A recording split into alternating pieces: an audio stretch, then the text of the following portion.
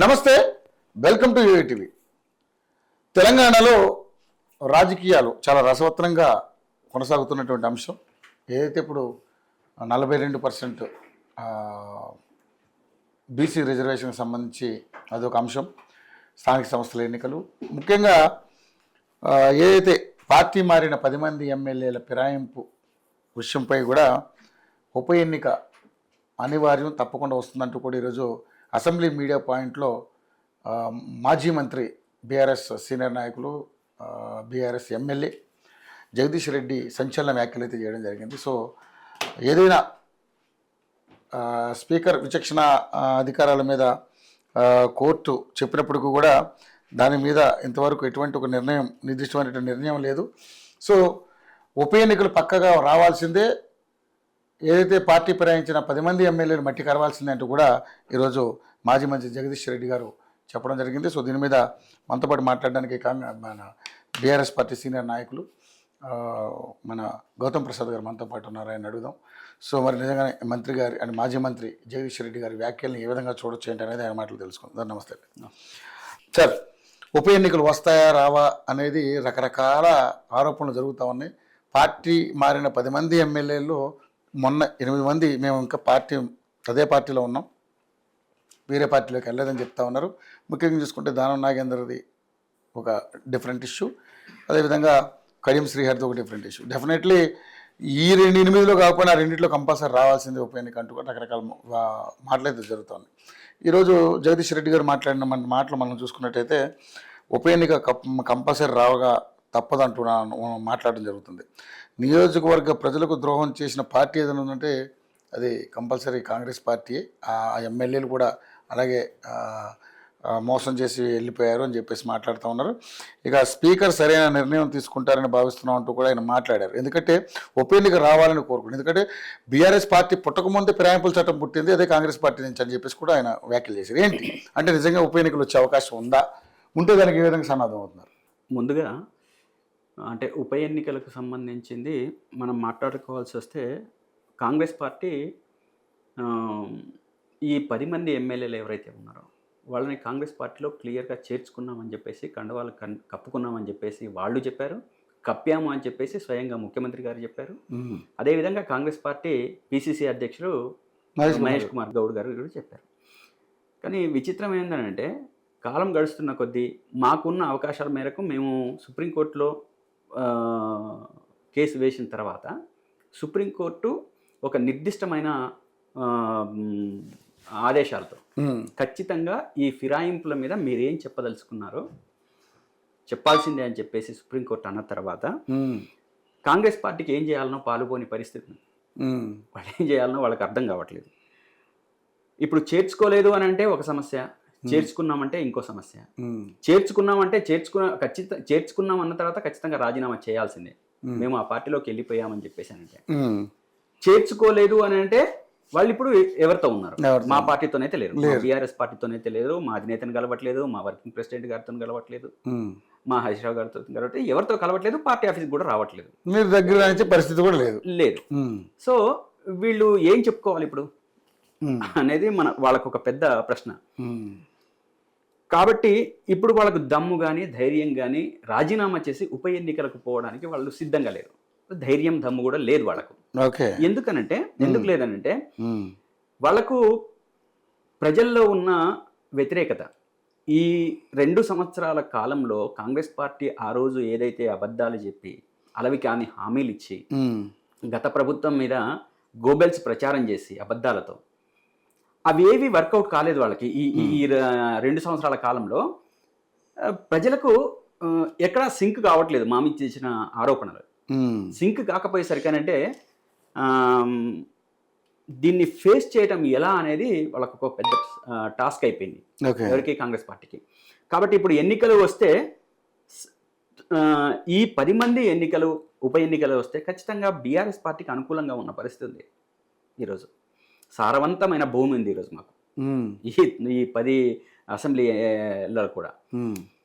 ఖచ్చితంగా మేము రేపు రాబోయే రోజులలో దీన్ని ఫేస్ చేసి ఖచ్చితంగా 10 సీట్లను కూడా మేము గెలుచుకోవడానికి మాకు అన్ని రకాల అవకాశాలు ఉన్నాయనేది మాకు ఉన్న సర్వే రిపోర్ట్లు కానీ మాకున్న అవకాశాలు కానీ అన్నీ చెప్తున్నాయి. ఒకవేళ ఈ 10 మంది ఓడిపోతే కాంగ్రెస్ పార్టీ పరిస్థితి ఏంటి? వాళ్ళకి అలాగే మ్యాజిక్ ఫిగర్ ఉంది 64. ప్రభుత్వం అది కాదు, విషయం అది కాదు. ఏంటని అక్కడ వాళ్ళకి ఒక ప్రతిష్టాత్మకం, ఓకే ఓకే ఓకే ప్రతిష్ట దిగజారిపోతుంది. ఎందుకంటే చేర్చుకున్నారు కదా, చేర్చుకున్న తర్వాత కాంగ్రెస్ పార్టీ సింబల్ మీద మళ్ళీ గెలవాలి కదా, గెలిపించుకోవాలి కదా. గెలవలేని పరిస్థితి ఉంటే ప్రభుత్వం యొక్క పరువు ఏం కావాలి? ఓకే, వాళ్ళు అందుకని భయపడుతున్నట్టున్నారు. డెఫినెట్లీ ఖచ్చితంగా ఆ పరువు గంగలో పోతుంది కదా, గంగలో కలుస్తుంది కదా. ఈ గంగలో కలిసే పరువు కోసం ఇప్పుడు ఈ 10 మందికి ఇప్పుడు ఎన్నికల తర్వాత ఖర్చులు అవుతాయి, ఖర్చులు ఉన్న తర్వాత పెట్టాల్సి వస్తుంది పార్టీ. ఇప్పుడు ఈ 10 మంది జనరల్ ఎలక్షన్ కంటే ఉప ఎన్నికలకి మహా ఖర్చు అవుతుంది, ఇంకా మహా ఖర్చు అవుతుంది. అది జనరల్ ఎలక్షన్స్ అంటే జనరల్ గా కొట్టేస్తాం. కానీ ఇప్పుడు స్పెషల్ గా ఇప్పుడు దీని మీద కాన్సన్ట్రేషన్ చేయాలంటే ఆ రోజు అన్ని స్థానాలకు 119 స్థానాలకు ఎంతైతే ఖర్చు అయిందో దాంట్లో ఈ 10 వాటికే దాదాపు ఆనాటి ఖర్చు కంటే సగం ఖర్చు ఇక్కడ అవుతుంది, ఎక్కువనే అవుతుంది. సో ఇది ఎట్లా భరించాలి? మళ్ళీ 2 సంవత్సరాల తర్వాత ఈ ప్రభుత్వం ఉంటుందో ఉండదో, మళ్ళీ గెలవడానికి అవకాశం ఉందో లేదో అంత కష్టపడి ఇవన్నీ ఈక్వేషన్స్ అన్ని కూడా ఆలోచించుకున్న తర్వాత వాళ్ళు కొత్త రాగం ఎత్తుకున్నారు. నిన్న దాకా మా పార్టీ అని చెప్పిన వాళ్ళు, మా దాంట్లో కలిసిన వాళ్ళు అని చెప్పేసి అన్నవాళ్ళు ఈరోజు నిస్సిగ్గుగా రేవంత్ రెడ్డి గారు ఏం మాట్లాడుతున్నారు అని అంటే, కండువాలు కప్పుకుంటే పార్టీ మారినట్టే కదా, మారినట్టేనా అని చెప్పేసి క్వశ్చన్ చేస్తున్నాడు. అసలు ఆ ప్రశ్న వేయడానికి కొంచెమన్నా బుద్ధి జ్ఞానం ఉండాలి. ఒక ముఖ్యమంత్రి స్థాయిలో మనం ఉన్నాము అని అంటే ఆ ప్రశ్న వేయటానికి కొంచెమన్నా ఉండాలి, ఇంగితం ఉండాలి. ఒకవేళ ఆ ఇంగితాన్ని ప్రదర్శించకపోతే దాన్ని అట్లా వదిలిపెట్టేయాలి. ఆ స్థితి లేదు, ఇంగితాన్ని ప్రదర్శించే స్థితి లేదన్నప్పుడు ఆ సబ్జెక్ట్ అట్లా వదిలిపెట్టేయాలి. ఎందుకంటే ఉందాతనం కోసం. ఎందుకంటే క్లియర్గా మీరు చేసిన పని క్లియర్గా ప్రపంచం అంతా చూసింది, తెలంగాణ ప్రజలంతా చూశారు. ఆ ఎవిడెన్స్తో సహా మేము సుప్రీంకోర్టులో వేసాం. ఈరోజు అదే ఎవిడెన్స్ మా జగదీష్ రెడ్డి గారు చెప్పింది అదే. ఇవన్నీ ఎవిడెన్స్ అన్ని మేము స్పీకర్ గారి ముందు పెట్టాం. స్పీకర్ గారు ఏ నిర్ణయం తీసుకున్నా వాళ్ళ మీద వేటు వేయడానికి తగిన ఆధారాలన్నీ కూడా మా దగ్గర ఉన్నాయి, అన్నీ ఉన్నాయి. వాళ్ళు మాట్లాడిన మాటలు కావచ్చు, వాళ్ళ వీడియో క్లిప్పింగ్లు కావచ్చు, వాళ్ళ ఫోన్ మాట్లాడినవి కావచ్చు, అన్నీ మా దగ్గర ఉన్నాయి. కాబట్టి ఈ ఎలక్షన్స్ని ఫేస్ చేయడానికి వాళ్ళకి ఏమాత్రం ధైర్యం లేక ఇప్పుడు కొత్తగా మాట్లాడుతున్నారు, కప్పుకుంటే పార్టీ మారినట్టేనా అని. మరి ఈయన కౌండగవాళ్ళకి కప్పుకొనే కదా కాంగ్రెస్ నుంచి టీడీపీ నుంచి కాంగ్రెస్కి వచ్చింది, బీజేపీ నుంచి కాంగ్రెస్కి వచ్చి, కాంగ్రెస్ నుంచి బీఆర్ఎస్కి వచ్చి, బీఆర్ఎస్ నుంచి కాంగ్రెస్లోకి వచ్చి ఆయన స్కూలు బీజేపీ అని చెప్పిండు కదా, ఆయనే చెప్పిండు కదా స్వయంగా. ఎవరు? రేవంత్ రెడ్డి గారు. అక్కడ నుంచి బీఆర్ఎస్కి వచ్చిండు కదా. మా హరీష్ రావు గారు వెనకుండి తొంగి చూసిండు కదా. మా హరీష్ రావు గారు మంత్రి అయితే ఆ సందర్భంగా ఏర్పాటు చేసిన డాన్స్ ప్రోగ్రాంలో డాన్స్ చేసిండు కదా, దాంట్లో ఉన్నాడు కదా. అక్కడ నుంచి మళ్ళీ ఈ పార్టీకి వచ్చిండు కదా. ఇవన్నీ వాస్తవాలు. కాబట్టి అటు బీజేపీ నుంచి టీడీపీకి, టీడీపీ నుంచి బీఆర్ఎస్కు, బీఆర్ఎస్ నుంచి కాంగ్రెస్కు, ఇవన్నీ కండువాలు కప్పుకుంటేనే ఆయన సభ్యుడు అయ్యిండు. లేకపోతే మరి ఆయన ఏ రకంగా అయిండో మళ్ళీ ఆయన చెప్పాలి కొత్తగా. కాబట్టి ఒక పొంతన అనేది ఉండదు ముఖ్యమంత్రి గారి దగ్గర. మీరు చూడండి, ఏ సబ్జెక్టు తీసుకున్నా నిన్న మాట్లాడిన దానికి ఈ రోజు మాట్లాడిన దానికి ఏ మాత్రం పొంతన ఉండదు. ఏ సబ్జెక్ట్ అయినా తీసుకోండి, ఏ కాంట్రవర్సీ అయినా తీసుకోండి. యూరియా బస్తా, ఇప్పుడు రైతులకు యూరియా లేక అనేక ఇబ్బందులు పడుతున్నారు, అసలు భయంకరమైన ఇబ్బందులు పడుతున్నారు. అంటే అసలు యూరియా కొరతనే లేదు మా దగ్గర అని చెప్పేసి మాట్లాడతారు. మళ్ళీ ఇంకో మంత్రి మాట్లాడితే, మంత్రి దగ్గరికి వెళ్తే అసలు యూరియా సమస్యనే లేదని చెప్పేసి మాట్లాడతారు. మళ్ళీ అదే కొంచెం ఒక 4-5 రోజులు గడిచిందనంటే నిజమే యూరియా సమస్య ఉందని మళ్ళీ వాళ్ళే చెప్తారు. క్లారిటీ లేదు వాళ్ళకి, క్లారిటీ ఉండదు. కాంగ్రెస్ ప్రభుత్వంలో ఉన్న మంత్రులకు కానీ ముఖ్యమంత్రికి కానీ యథా రాజా తదా ప్రజ అన్నట్టు, యథా ముఖ్యమంత్రి తదా మంత్రులు, యథా మంత్రులు తదా ఎమ్మెల్యేలు, వాళ్ళ ఎమ్మెల్యేలు. కాబట్టి వాళ్లకు ఈరోజు ఎటువంటి స్పేస్ లేదు. ఖచ్చితంగా వాళ్ళు నిన్నటిదాకా మా కేసీఆర్ గారి మీద ఏదైతే నింద ఆరోపణలు చేశారో వాటన్నిటికీ ఖచ్చితంగా మూల్యం చెల్లించుకుంటారు. వాళ్ళు ఖచ్చితంగా మూల్యం చెల్లించుకుంటారు. తెలంగాణ ఈరోజు అన్ని రకాలుగా కూడా నష్టపోయింది. అటు రియల్ ఎస్టేట్ రంగంలో కానీ, జిఎస్టీలో కానీ, లేకపోతే ఇంకో రకంగా కానీ అన్ని రంగాలలో కూడా ఈరోజు కుదేలవుతున్న పరిస్థితి. నిన్నటిదాకా మా ప్రభుత్వము 8 లక్షల కోట్ల రూపాయలు అప్పు చేసిందని చెప్పేసి అంటే దాని ఒక నిర్దిష్టమైన ఫిగర్ వాళ్ళ దగ్గర లేదు. దాని మీద అబద్ధమే. ఈ రోజు నోటికి వచ్చిన నెంబర్ చెప్తున్నారు. నోటికి వచ్చిన నంబర్ మొత్తం 4.5 లక్షలు ఎంతో తెలిసినట్టున్నారు. 4,60,60,000 7 లక్షలు 10 లక్షలు అన్నవాళ్ళు దానికి 4 లక్షలకు కన్ఫైన్ అయ్యి మొదటి సమావేశంలోనే చెప్పేశారు. బయటకు వచ్చిన తర్వాత మళ్ళీ 8 లక్షలు అంటారు. అసెంబ్లీలోనేమో 4,40,000 అని అధికారికంగా చెప్తారు. బయటకు వచ్చిన తర్వాత 8 లక్షలు. అంటే వాళ్ళకు ప్రామాణికం అసెంబ్లీ కాదు, వాళ్ళ అధికారులు ఇచ్చే లెక్కలు కాదు, గణాంకాలు కాదు. అక్కడ ఆ గణాంకాల లెక్క ప్రకారం వాళ్ళు చెప్పింది అధికారికం అనేది కూడా సోయి ఉండదు వాళ్ళకు. అరే నిన్న మనం అది చెప్పినాం కదా, మళ్ళీ బయటకు వచ్చిన తర్వాత ఈ రకంగా చెప్తున్నాం ఏందనేది ఒక కనీస ఇంగితం కూడా ఉండదు వాళ్ళకు. కాబట్టి యూరియా విషయంలో కావచ్చు, లేకపోతే 2,500 మహిళలకు ఇచ్చే విషయంలో కావచ్చు, వాళ్ళు ఇచ్చిన 6 గ్యారెంటీలు కావచ్చు, తులం బంగారం కావచ్చు, రైతు బంధు కావచ్చు, రైతు భరోసా కావచ్చు, రైతు బీమా కావచ్చు, అంటే ఇవి ఏవి కూడా అమలు చేసే సందర్భంలో వాళ్ళకు ఒక క్లారిటీ ఉండదు, ప్రభుత్వాన్ని నడిపే ఒక పద్ధతి ఉండదు. కాబట్టి అన్ని స్టేట్ వైడ్గా మనం చూసుకుంటే, తెలంగాణ వ్యాప్తంగా మనం చూసుకుంటే ఎక్కడా కూడా గవర్నమెంట్ ఈరోజు ఒక సరి అయిన పరిపాలన కొనసాగిస్తుందనే ఒక అభిప్రాయం సామాన్య ప్రజల్లో పోయింది. ప్రతి ఒక్కళ్ళ ముందు మనం జర్నలిస్టులు పోయి మైక్లో పెడుతుంటే అసలు నోటుకొచ్చిన బూతులు మాట్లాడుతున్నారు. అసలు మనము అవి వినడానికి కూడా మనకు చాలా భయంకరంగా అనిపిస్తుంది. సరే గ్రామాలలో వాళ్ళు పెద్దవాళ్ళు వాళ్ళు మాట్లాడుకుంటారు, వాళ్ళు కొంత మాట్లాడుకుంటారు. జనరల్గా మనం బయట వినడానికి మనకు చాలా ఎబ్బెట్టిగా ఉంటుంది. కానీ ప్రభుత్వం అంత క్రూరంగా పనిచేస్తూ ఉంది. సిటీలో చూడండి, హైడ్రా తీసుకొచ్చింది నువ్వు బాగు చేస్తానని చెప్పేసి అన్నావు, కూల్ చేస్తానని చెప్పేసానంటే మరి పేదవాళ్ళ ఇల్లే కనపడ్డాయా నీకు? ఈ ప్రశ్నకు సమాధానం ఆయన ముఖ్యమంత్రి గారు చెప్తారా? చెప్పరు. నేనేమంటున్నానంటే నీ హైడ్రా వలన అందరికీ న్యాయం జరగాలి. నువ్వు చెరువుల్ని కాపాడడానికే నువ్వు హైడ్రా తీసుకొచ్చినావు. ఇప్పుడు సిటీకి సంబంధించిన ప్రజలే ఇక్కడ కూడా బై ఎలక్షన్స్లో పాల్గొంటారు. ఇప్పుడు రేపు మన గోపీనాథ్ గారు చనిపోయిన జూబ్లీ హిల్స్లో కూడా ఎన్నికలు నియోజకవర్గంలో కూడా జరుగుతాయి. ప్రజలు ఇక్కడ ఉన్న సమస్యని వాళ్ళ పరిధిలోకి తీసుకుంటే వాళ్ళు ఏం చెప్తారు? హైడ్రా విషయంలో వాళ్ళకి వస్తే వాళ్ళకి కూలిపోయిన అదంతా వాళ్ళ కళ్ళ ముందే జరుగుతూ ఉంది. కళ్ళ ముందు జరుగుతుంటే మరి తిరుపతి రెడ్డి దుర్గం చెరువులో అంటే స్వయంగా రేవంత్ రెడ్డి గారి అన్న తిరుపతి రెడ్డి గారి ఇల్లు దుర్గం చెరువులోనే నట్టనడి చెరువులోనే ఉందని చెప్పేసి రికార్డులు చెప్తున్నాయి. మరి దాన్ని ఎందుకు కూల్చలేదని చెప్పేసి అని అంటారు. గండిపేట చెరువులో ఎన్టీఆర్ ట్రస్ట్ స్కూల్ నడుపుతున్నది నట్టనడి చెరువులోనే. ఈరోజు ఓవైసీ గారి ఇన్స్టిట్యూట్స్ కాలేజ్ చెరువులోనే, ఫాతిమా కాలేజ్. సో వీటన్నిటికి ఎవరు సమాధానం చెప్పాలి? ఇప్పుడు నువ్వు అందరి కూలుస్తున్నప్పుడు వాళ్ళకి కూర్చున్నప్పుడు వాళ్ళకి ఎవరే అనిపించదు, ఖచ్చితంగా ఇది ఏం ప్రాబ్లం లేదని అనుకుంటారు. కానీ ఒక పేద ప్రజలై మాత్రమే కూల్చి పెద్దవాళ్ళై ఉంచుతున్నప్పుడు ఇది ఖచ్చితంగా వివక్షనే కదా. వివక్షనే అనేది అనడానికి అవకాశం ఉంది కదా. సో ఇది ప్రధానమైన అస్త్రంగా మారుతుంది ఇప్పుడు సిటీలో. కాబట్టి వాళ్ళు బై ఎలక్షన్స్ని ఫేస్ చేయడానికి సిద్ధంగా లేరు. అంతేకాదు బై ఎలక్షన్సే కాదు, స్థానిక సంస్థల ఎన్నికల విషయంలో కూడా వాళ్ళు చాలా చాలా భయపడుతున్నారు. వాళ్ళు ఎలక్షన్కు పోవడానికి దాన్ని వాయిదా వేద్దామా, కొనసాగిద్దామా, ప్రజల్లో ఉన్న అసంతృప్తి ఈరోజు మన మీద సెగలై మండుతూ ఉంది. కాబట్టి ఆ సెగ మనం తట్టుకోగలుగుతామా అని చెప్పేసి ఒక భయాందోళన మాత్రం కాంగ్రెస్ పార్టీలో ఉందంటారు. భారీగా ఉంది, కొంచెం కూడా కాదు, భారీగా ఉంది. దాన్ని ఫేస్ వాళ్ళు ఏమంటారంటే, సరే వీళ్ళు ఉప ఎన్నికలు కావాలని కోరుకుంటున్నారు అని అంటున్నారు. ముందు జూబ్లీ హిల్స్ గెలిచి చూడమని తర్వాత సంగతి అని అన్నారు. మీ విషయంలో మేము అదే చెప్తున్నాం కదా, జూబ్లీ హిల్స్లో మేము గెలుస్తామని చెప్పేసి అని అంటున్నాం. ఖచ్చితంగా గెలవడానికి మాకే అవకాశాలు ఉన్నాయని చెప్పేసి అంటున్నాం. రిజల్ట్స్ చెప్తాయి కదా ఏ విధంగా ఉన్న అవకాశాలు మీకు సిటీలో ఏ రకంగా అవకాశాలు ఉన్నాయనేది. ఇప్పుడు మనం హైడ్రా చెప్పినాము, మూసీ చెప్పినాము, అదేవిధంగా ఆ నియోజకవర్గంలో మా క్యాండిడేట్ ఏ రకంగా అయితే ప్రజాసేవలో ఉన్నాడో ఆ విషయాలన్నీ కూడా ప్రజలకు అనుకూలంగా ఉంది. కాబట్టి మేము మాకు అనుకూలంగా ఉంది. రెండోది సింపతి కూడా మాకు వర్కౌట్ అవుతుంది అనే దాంతోనే మేము ఉన్నాం. తను చనిపోయిన తర్వాత వాళ్ళ కుటుంబానికే ఇచ్చే ఆలోచన పార్టీ ఉంది కాబట్టి సో మాకు అది కూడా వర్కౌట్ కావడానికి అవకాశం ఉందని చెప్పేసి మేము సీటు ఆవిడకే కన్ఫర్మ్ చేశారా?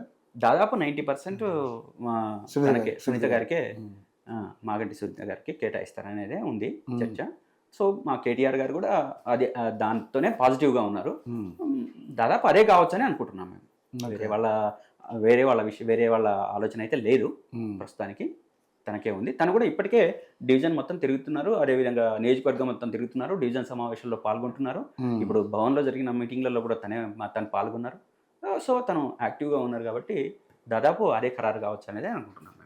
ఓకే, సరే చూద్దాం. మరి అంటే నాకు తెలిసి మరి 10 ఉప ఎన్నికలు వస్తాయా రావా అనే విషయం పక్కన పెడితే వాడు ముందు స్థానిక సంస్థల ఎన్నికలకు వెళ్ళడానికే భయపడుతున్నారని మీరు అంటున్నారు. మరి ఎప్పుడు జరగాల? సో ఇప్పుడు అంటే బీహార్ ఎన్నికలు ఉన్నాయి కాబట్టి ఉప ఎన్నిక దీంతో పాటు పెడతారనేది ఒక ఇది నడుస్తుంది. సో చూద్దాం. అంటే ఇప్పుడు కనుక బీఆర్ఎస్ గెలిస్తే ఇక్కడ ఇక మీకు తిరుగులేదు అనుకోవచ్చా నెక్స్ట్? ఖచ్చితంగా. అంటే దీని ఎఫెక్ట్ ఈ ఎలక్షన్ అనేది ప్రజల యొక్క మూడ్ని తెలియజేస్తుంది అదే కొంతవరకు. ఎందుకంటే 2 సంవత్సరాల ఒక మూడ్ని తెలియజేస్తుంది.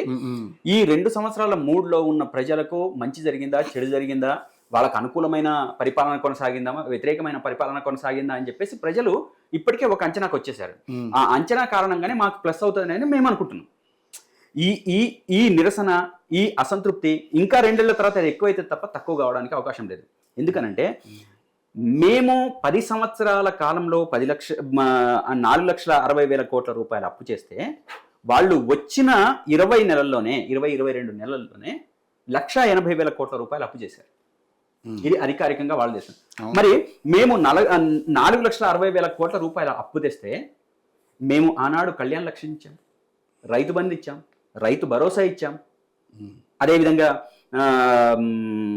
హాస్పిటల్స్ కట్టాం, అదేవిధంగా ఫ్లైఓవర్స్ కట్టాం, అదేవిధంగా కాళేశ్వరం లాంటి ఒక పెద్ద ప్రాజెక్టు, ప్రపంచంలోనే అతిపెద్ద లిఫ్ట్ ఇరిగేషన్ ప్రాజెక్ట్ మల్టీనేషనల్ ప్రాజెక్టుని కట్టాం.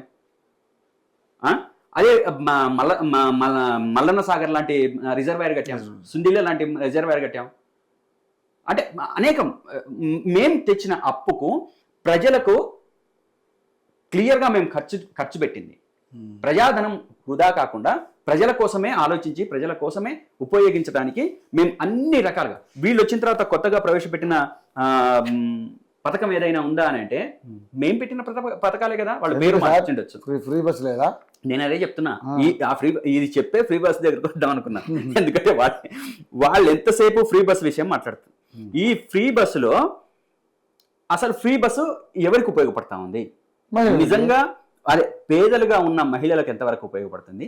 దాంట్లో ప్రయాణిస్తున్నా పేద లేకపోతే మధ్య తరగతి లేకపోతే పెద్దవాళ్ళ బాగా బలిసిన ఫ్యామిలీ ఇట్లా ఏం చెప్పలేదు సార్. మేము మహిళలందరికీ అన్నం ఇచ్చేసాం, తప్పేముంది? మహిళలకు అందరికీ మీరు ఇచ్చారా లేదా అనేది ఇప్పుడు ఆర్టీసీ లెక్కలు చెప్తుంది.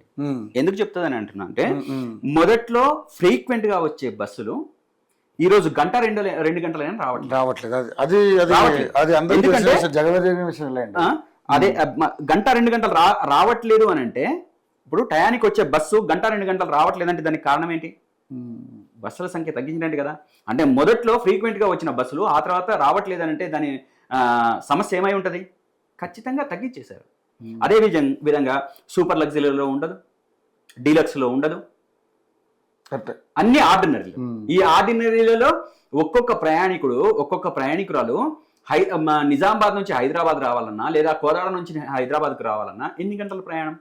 అదే సూపర్ లగ్జరీ కావచ్చు లేకపోతే డీలక్స్లో కావచ్చు, వేగం ఉంటుంది, వేగంగా రావడానికి అవకాశం ఉంటుంది. ఈ ఎన్ని గంటలని కూర్చోవాలి ఆ బస్సులో? ఇదొక పెద్ద సమస్య మహిళలకు ఏర్పడతా ఉంది. ఎక్స్ప్రెస్ ఆ ఎక్స్ప్రెసెస్ కూడా కొన్నిటికే, డీలక్స్ కూడా నాకు ఎక్కడో ఒక చోట కనబడుతున్నాయి. ఒకే ఒక దాంట్లో మన ఒక 15-20 రాజధానిలో పోతే దాంట్లో ఒకటి కనబడుతుంది. అంటే నువ్వు పెంచింది ఎక్కడ? ప్రజలకు అది సరళతరం చేసింది ఎక్కడ? మహిళలకు నువ్వు సరళతరం చేసి ఆ బస్సుని ఫ్రీగా అందించింది ఎక్కడ? నువ్వు దాన్ని సంపూర్ణంగా చేయలేకపోయినావు. నువ్వు ప్రవేశపెట్టిన ఒక్కటి కొత్తది అయినా రుణమాఫీ చేశారు కదా సార్. రుణమాఫీ చేశారుగా. రుణమాఫీ ఎంత చేశారు? అయిపోయింది మాక్సిమం. ఎవరన్నారు? ఏదో 10%, 15% కొంచెం అటు ఇటుగా ఉంటుంది కానీ మొత్తం దాదాపు లేదు 80% చేశారు కదా సార్. లేదు 39,000 కోట్ల రూపాయలు రుణమాఫీకి కావాలి. 39,000 కోట్ల రూపాయలు 17,000 కోట్లు చేశారు. 39,000 కోట్లలో వీళ్ళు చేసింది మొదటి దశ, రెండవ దశలో మొత్తం కలిపి 18,000 కోట్లు చేశారు. ఈ 18,000 కోట్ల రూపాయలు చేసిన తర్వాత మళ్ళీ జనవరిలో అంటే సంక్రాంతికి ఇస్తాం ఇంకా 2,000 కోట్ల రూపాయలు ఏదో మీటింగ్ పెట్టి ఆ మీటింగ్లో చెప్పారు 2,000 కోట్ల రూపాయలు మిగతాది ఇస్తామని చెప్పారు. అది గుండు సున్నా, ఇప్పటిదాకా ఇవ్వలేదు. అంటే వీళ్ళు ఇచ్చింది ఎంత 18,000 కోట్ల రూపాయలు. 18,000 కోట్ల రూపాయలకు 39,000 కోట్ల రూపాయలకి ఎంత తేడా ఉంది? దాదాపు 21,000 కోట్ల తేడా ఉంది కదా, 19,000 కోట్ల తేడా ఉంది కదా. మరి ఈ తేడా అంటే సగానికి సగం కూడా అందనట్టే కదా. ఇప్పుడు ఈ లెక్క ప్రకారం సగానికి సగం కూడా అందనట్టే కదా. కొన్ని టెక్నికల్ ప్రాబ్లమ్స్ వాటి వల్ల కూడా జరుగుతుంది. ఏమీ లేదు. ఏం టెక్నికల్ ప్రాబ్లమ్స్ అని చెప్తున్నారు వాళ్ళు? వాళ్ళ దగ్గర ఎటువంటి టెక్నికల్ ప్రాబ్లమ్స్ ఉన్నాయి?